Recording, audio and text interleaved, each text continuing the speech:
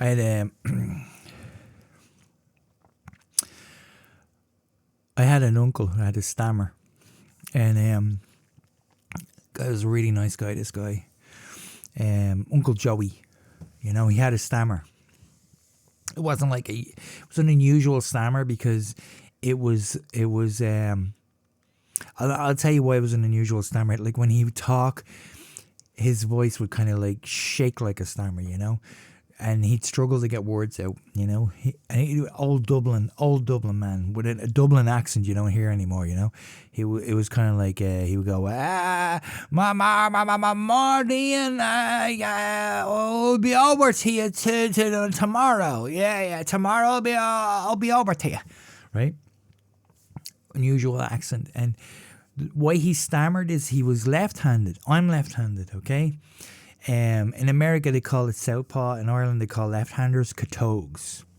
And back in the 50s and 60s, which is when he was in school, they frowned upon people that used their left hands. They didn't like it. They thought it was like some kind of like freakish genetic fake. Actually, catogue in Irish means weird or strange or like off the beaten path.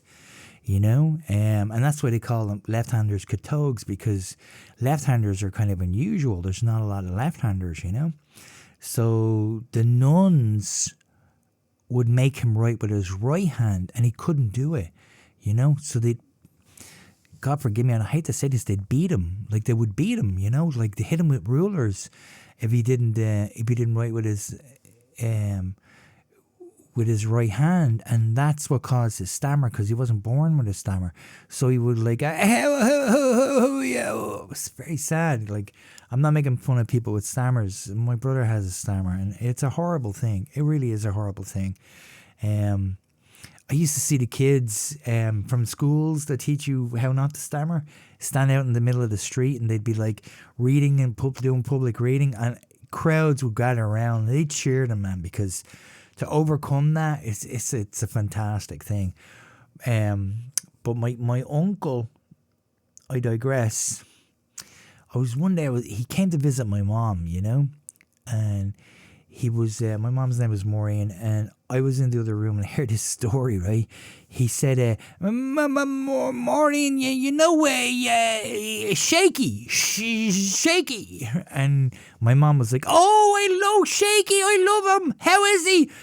And my uncle was like, hey, he's dead, right?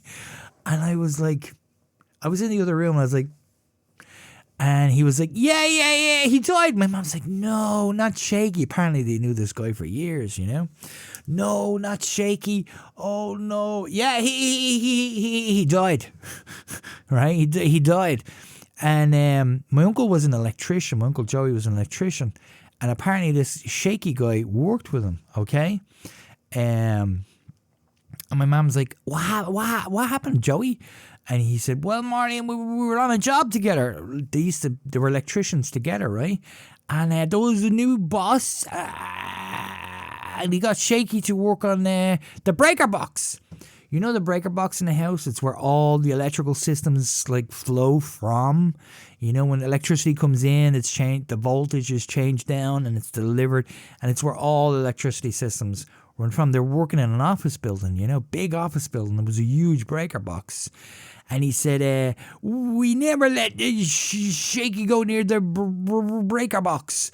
But this new boss said, Shaky, can you work in the breaker box today? And Shaky just said, yeah, right? So I'm like,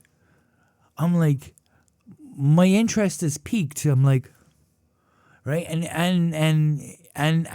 my mom's like, and what happened? How did you know?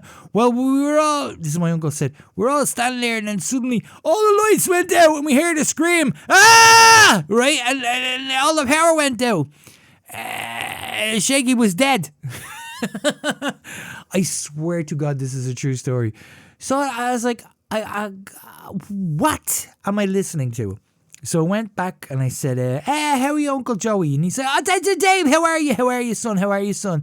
I said, I was just listening to your story about your friend Shaky. And I'm like, why did they call him Shaky?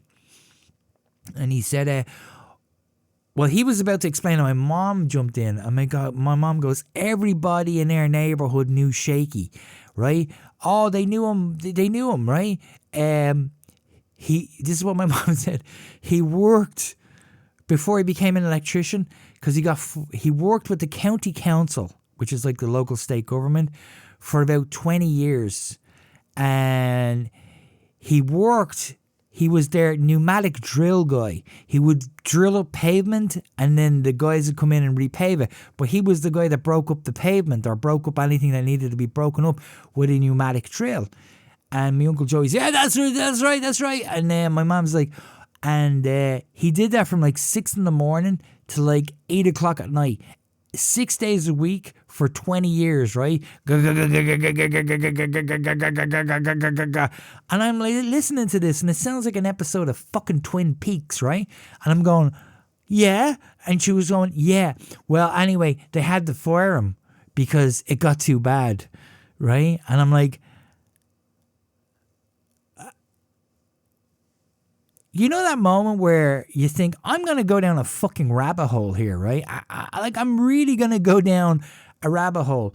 And I looked at my mom and I'm like, are you telling me the truth here? Like, is this true? And she goes, yeah, he worked for like 6 days a week, 18 hours, almost 14 hours a day on a pneumatic drill. They fired him because it got too bad. I didn't even want to know what got too bad, but I could guess, right? And then he said, then he became an electrician. And my Uncle Joey goes, yeah, but you couldn't put him to a breaker box.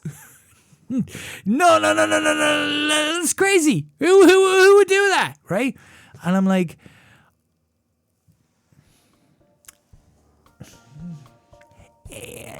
just